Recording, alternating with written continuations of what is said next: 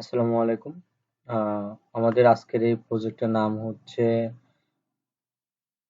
Automatic night light sensor, বা আমরা বলতে পারি যে যখন অন্ধকার হবে তখন অটোমেটিকলি লাইটটা জ্বলে উঠবে।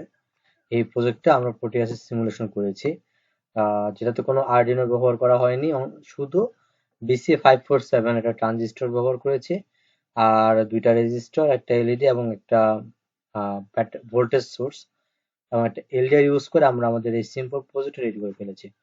চলুন দেখে নিই আমাদের এই প্রজেক্টে কিভাবে কাজ করছে।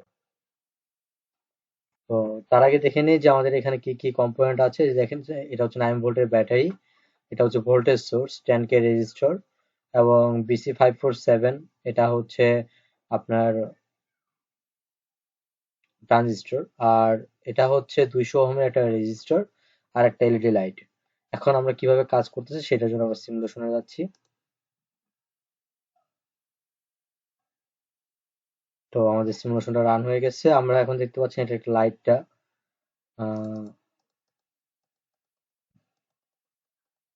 এখন হচ্ছে আমার লাইট সোর্স যেটা আছে, এটা হচ্ছে আমার লাইট সোর্স।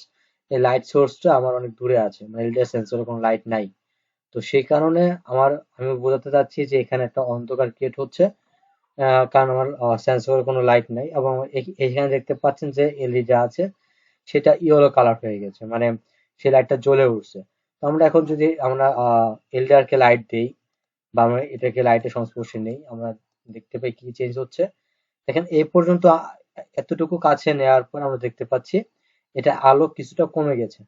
তো আরো যদি কাছে নিয়ে যাই এলডিআর এর কাছে, দেখতে পাচ্ছেন আমাদের এলডিআর একদম নিভে গেছে। হ্যাঁ, তো এটাই হচ্ছে আমাদের সিমুলেশন ডায়াগ্রাম এবং আমাদের এই ছোট প্রজেক্ট গুলো। এই প্রজেক্ট গুলো ব্যবহৃত হয় মেইনলি বিভিন্ন ইউনিভার্সিটির ল্যাব ল্যাব গুলো যেগুলো আছে, ল্যাবে এই সিমুলেশন গুলো দেখানো হয় বা এখানে কাজ থাকে।